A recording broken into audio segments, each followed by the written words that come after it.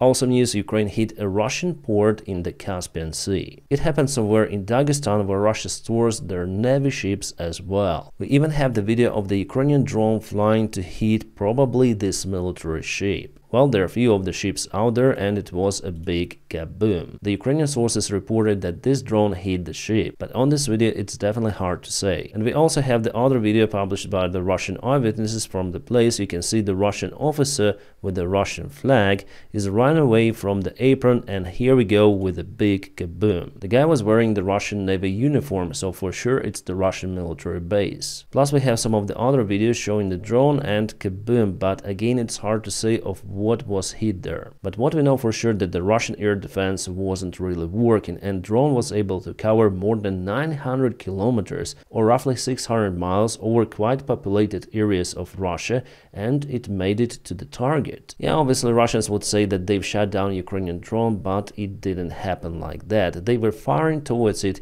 using their Kalashnikovs, but it's just useless from this distance. I analyzed the video of the drone, and judging on trajectory, it wasn't the shot down the drone. The drone rapidly went down for purpose and hit the target with wings leveled, so it was programmed. On this footage you may see that Ukraine is using the ultralight airplanes Aeropract-22 converted into the drone. Aeropract is the Ukrainian manufacturer of those ultralight airplanes, which actually produces lots of them to American, European and Australian markets. Once I tried to fly this airplane, and actually it's a nice one. And now it's the part of the Ukrainian drone army. It's been converted to the drone. It's called A-22 Foxbat. The engine is really efficient, and even with additional fuel tanks it may carry lots of the payload. In this case the payload is TNT. So I'm still waiting for confirmation or additional information of what was kaboom there. Here we definitely see the ship, but it seems like the kaboom happened near to it. And yes, hello my friends and welcome. My name is Dennis and this is the latest update from Ukraine.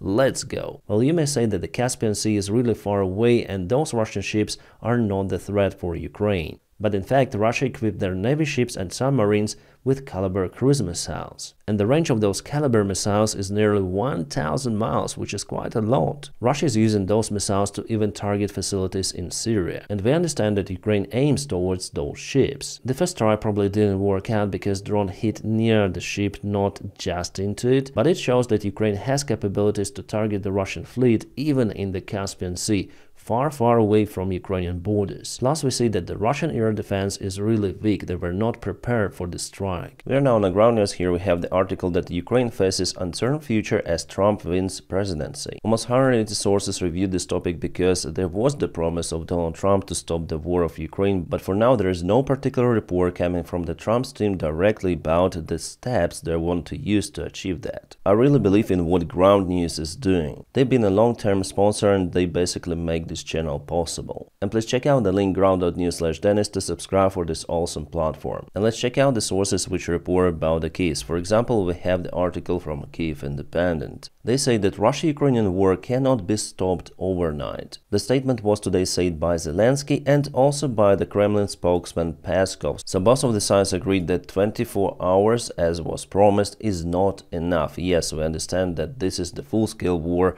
and it's impossible to stop it in this short-term period. I would say even more, it's impossible to stop it without robust security guarantees for Ukraine. So this is Kremlin reacts to Trump, but also Ukrainian side as well. The other sources, like for example CNN, are concerned that the Trump's victory could mean the United States withdrawal from the support of Ukraine. And judging on a Trump's team, I think that this scenario is really realistic. I mean, the future Vice President J.D. Vance said before that he doesn't care about the future of Ukraine. And obviously that rhetoric is not in favor for Ukraine in any sort of the case. But after all, you know, Trump is really unpredicted, so it's gambling. But at the same time, J.D. Vance said terrible things about Trump himself before. He even compared Trump to Hitler. And now they're in the same boat, so politicians may change their rhetorics then time goes. The Moscow Times says that Zelensky hopes that Trump's victory will bring just peace in Ukraine closer. The Moscow Times is not the Russian propaganda media, so you may find out that it has the high factuality. That's why I used the ground news to understand if I should trust a particular article. So I think that after all it was the good move from Vladimir Zelensky to congratulate Donald Trump with his victory, because Ukraine needs to build relations with any sort of the White House administration. And again, just peace is possible in Ukraine only under robust security guarantees. Otherwise, it's just the next Minsk agreements. The ownership of the media presenting the information will make it clear for you of what media source you may really trust, and you may also compare the information coming from different sources and make your own conclusion based on that. And that's what I'm doing on this channel, by the way. I'm getting information from different of the sources and presenting it for you. If you subscribe with my link ground.news/Dennis, you'll get 50% off Vantage plan. That's what I personally use to get the unlimited access to all of the features of the platform. This is their biggest sale of the year, so you may subscribe for it or give it to someone you know. I think that the team of the Ground News are doing fantastic and important job. It is not a big mainstream media corporation, so they rely on our subscriptions and our support. So I hope you check my personal link in the video description just below.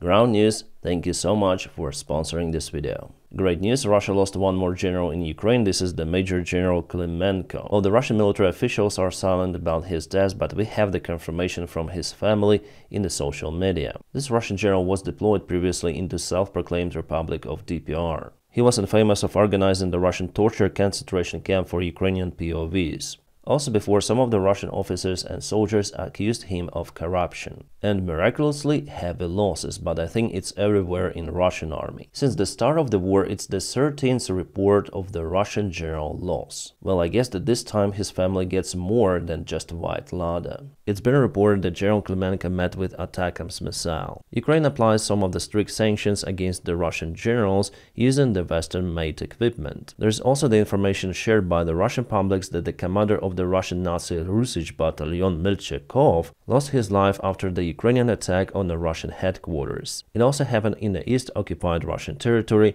The information originates from Russia. Now wait for some time for the final confirmation. Russia lost one more K-52 attack helicopter. It's 100% confirmed in the Russian media and also by the relatives that commander is kaputted, but the navigator is still alive and Russians wish him a fast recovery. I wonder how many helicopters of that type is left in the Russian army, because definitely Russia is losing those really fast. Well, Google says that for December last year, Russia lost at least 60 of those helicopters. So if we take 60 units, these losses account roughly 30-35% of the entire fleet of the Russian K-52 helicopters. So 1 year ago, this time, Russia could have lost even more helicopters. In this case, at least 40% of the helicopters have already been lost. And Russia has some troubles producing the new helicopters because they use the Western-made spare parts. Guys, I know that you're a little tired of the United States elections and politics, but we have some of the interesting news coming which may influence Ukraine a lot. Well, at first there was already a dialogue between Vladimir Zelensky and Donald Trump, where Zelensky congratulated Donald Trump with his historic landslide victory. He also praised Trump's family and team for their great work. They agreed to maintain dialogue and advance of cooperation. So actually, it's a good policy to immediately establish some of the current connections with the new White House administration. The Ukrainian military really depends on the support from the United States,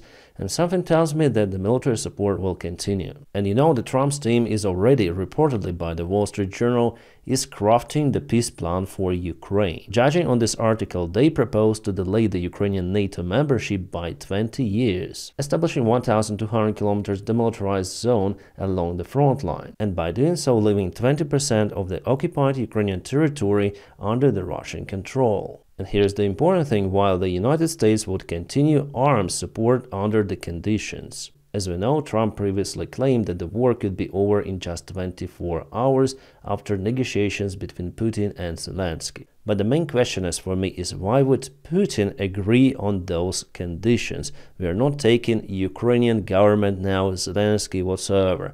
Here we speak just about Putin because Putin started this war and his army is in Ukraine. It's attacking, it's taking the ground, so we should come out with proposals for the Russian side for them to stop their military activity in Ukraine at least. So in general, that's what they want to do to secure the current front line judging on the Wall Street Journal article. For Ukraine, no security guarantees, no NATO, just the military support as it is right now. But again, what's the profit for the Russian side? What is the proposal for Putin to stop? Because he's still controlling those territories, you see.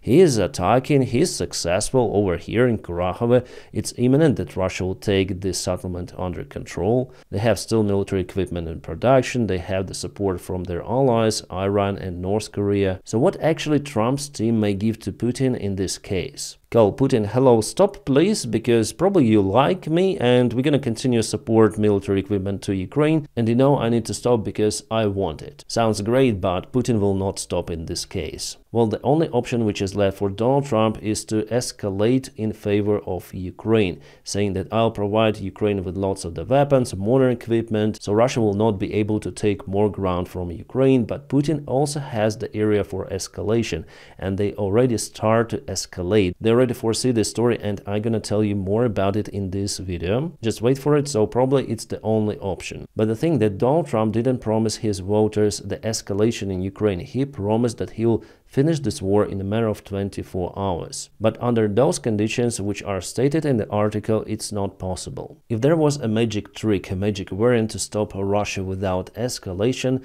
the current White House administration would do it 100%. The Kremlin spokesman Peskov said that they still consider the United States as a friendly state towards Russia under any kind of the president, including Trump, so they will not congratulate Trump. I remember 2016, then Russians were happy, then Donald Trump was elected, but later on Trump started to apply more sanctions on Russia. Plus he did everything to help the Nord Stream pipeline 2 to be in service. So I wouldn't expect that Trump will follow the pro-Russian line. No, he has his own line, and sometimes it contradicts with the standard democratic values, but he's not a Russian spy. You know, I monitored X and pro-Russian channels on Telegram. Mostly they were calling for Trump, but even now I don't see that rhetorics. Probably the main goal for Russians was to destabilize the situation inside the United States. But it didn't happen. There will be the peaceful transfer of power. And about the possible peace talks, my friends, without robust security guarantees, those peace talks or peace deals worth nothing, especially for Russia. And I already told you many times of why it is like that. Alright, about the threats which Russia now tries to show. They led the ex-Russian defense minister and the current Security Council Shoigu to announce the possible escalation ways which Russian Federation might do. Shoigu openly accused the Ukrainian regime, that's what they usually say about the Ukrainian government, of being the Western-controlled terrorists, which has its own industry, so the potential to make weapons against Russia. And this is important thing. Ukraine planned to get the Kursk nuclear power plant under control. Plus, they continue to strike the Zaporizhia nuclear power plant with the shells, performing the acts of the nuclear sabotage. And just this morning, all of the Russian channels reported about the Ukrainian strike on the Zaporizhia nuclear power plant, but at the same time, according to Ukrainian sources, everything is calm out there, no any kabooms. It means that Russia tries to rise the stakes, that they want to escalate even in the nuclear field. What is also interesting that Russia started to sing their old song about the dirty bomb which Ukraine may potentially produce, or even the nuclear weaponry, and here they put even Donald Trump into this scheme. They said that during his last visit to the United States, Zelensky demanded from Donald Trump the NATO membership, otherwise Ukraine will start to produce the nuclear weaponry. They are so serious about it that they even mentioned the institutions of Ukraine which may produce nukes. They added that only with the help of the special military operation Ukraine is unable to produce the nuclear weapons. Seems like they put the chicken in front of the egg, so at first it was the Russian attack on Ukraine, even in 2014, and now Russians are saying that it was done for the nuclear security. Yeah. Also, Russia started to show their own nukes. It is the portable Yars ICBM system. So the Russian regime is showing that they're ready to escalate even to the nuclear field if needed. If Donald Trump and Western allies will not understand the demands of the Russian Federation, and demand for Russia is simple, to cause Ukraine to capitulate and surrender. And I believe that it is not the interest of Donald Trump, because at first it wouldn't be good for his reputation if Russians enter Kharkiv, Odessa or Kiev. About the military support for Ukraine, I think that after all it will continue, because it helped already to create lots of the investments into the military sector of the United States economy. We're speaking about billions and billions of dollars which were invested into the facilities on the territory of the United States, which later on could be used to produce weapons for the United States themselves. And you see that production is mostly touching the Republican states of the United States of America, including the swing states like, for example, Pennsylvania, which are very important for the possible future elections. And economy, because the jobs are being created and people who work there, they consume products also made in the United States. So you need to be a freaking genius to shut that stuff down. I think that Trump's team will not do it. And we have more of the good news about the military support of Ukraine by the United States of America. Ukraine starts to receive more Bradleys. Not just 47th Brigade is now fighting with those in Kursk direction, but also 100th Ukrainian Brigade on this photo obtained Bradleys. As you can see, the vehicles look new, they have just arrived. I continue to say that M2 Bradley is the best fighting vehicle out there on the front lines, because of its versatility, armor protection and the firepower. Who would have thought that the small maneuverable BMP would play that great role? Alright, now let's go to the frontline updates. There are some of the changes in the Kursk region. You do not see it on this military map, but Russians went all in for their new attack attempt, trying to recover their territory and other settlements. The bad thing that the weather is not that stable and the visibility dropped, there are some of the fogs, so for a couple of days Ukraine is unable to use drones effectively. The Russian army has decided to use the poor weather conditions for assaults, because still they have more infantry forces compared to Ukraine and they're attacking mostly in Pogrebsk Key. As I've told you in my videos, I think it's better to withdraw the forces from Kursk, but it's again my opinion, I'm not the Ukrainian general, but at the same time I transferred the opinion of some of our officers, including some of the Ukrainian generals. Like for example General Marchenko, who successfully organized the defense of Mykolaiv. But instead Ukraine is sending its best forces to the Kursk region, and with the recent Russian attack I believe that Ukraine sent more reinforcements. At least we have those reports. Let's go to the Kharkiv region. Here Russia propelled a little for the last couple of days. They moved towards this village. The fight is ongoing for the settlement and for this supply road. If Russia cuts it, for the autumn and the cold period, Ukraine is troubled in this area. And here we can see that Russia reached the Oskil River. I think that the goal for the Russians' winter campaign will be to capture this area, including the part of Kupiansk. Bakhmut direction and Chasiv Yar, well, I would say the situation there is standstill for many days. Russians broke through Ukrainian first defense before the city, but hesitate to go forward. From Chasiv Yar, let's go to Toretsk. There is just a light movement of the Russian army directly towards the city center. Before there was the successful Ukrainian counterattack, but it seems like Russia sent some of the reinforcements. They are now going to this field. But the main advancement of the Russian army is happening over here, so let's go a few days ago, and the situation is like that for now. Russians are moving from Maximivka, they really want to reach this river as soon as possible, and from the north they propel towards this village, Sonsivka, so it was before and it is today. Clearly we can see this vector. I think that the main idea for the Russian army is to avoid the battle for Kurakhove, and they will advance from those two sides to cause the Ukrainian army to withdraw the forces. And judging on the fast-scale Russian movement, I think that they will reach this goal this year. So it's their main goal, this is why they hesitate now to attack Pokrovsk, they will do it later. For the first time since the beginning of the war, Zelensky went to Budapest, Hungary. There he will hold a meeting not just with Viktor Orban, but with other leaders too. The outcome of the meeting will be shown tomorrow. Yeah, not a decisive one, but anyways. We have tons of the videos coming from the front lines. Unfortunately, I cannot show you them fully on this YouTube channel,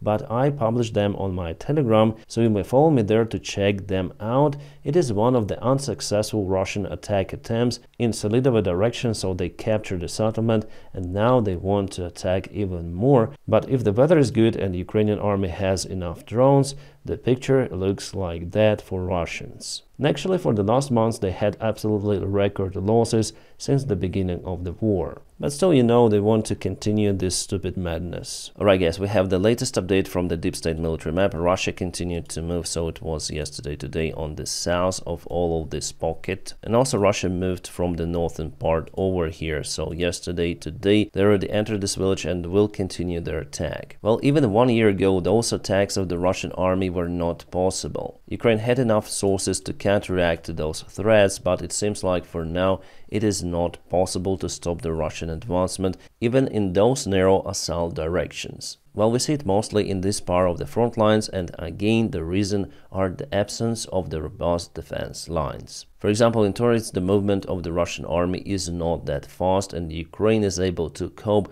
with majority of the Russian attacks. But we have some of the good news from Kurahovo. The Russian convoys which were sent actually to take this settlement were absolutely ambushed. For me, it's actually a mystery why Russia is concentrated on straightforward attacks still. Then there are definitely lack of the manpower, so they continue straightforward attacks together with the flank attacks, and in this case it was a disaster for the Russian army. Let me show you some of the image. I applied my own censorship on this photo, so Russia used their BTRs to advance. As you can see, the weather is still okay for the vehicles with the wheels. I already told you about the downside of the Russian BTR vehicles with this side door, which is kind of small if you really need to evacuate it. There was the video shown that definitely Russians struggle to evacuate in many of the times. Guys, I can't show you the videos like that, but anyways, you understand the picture.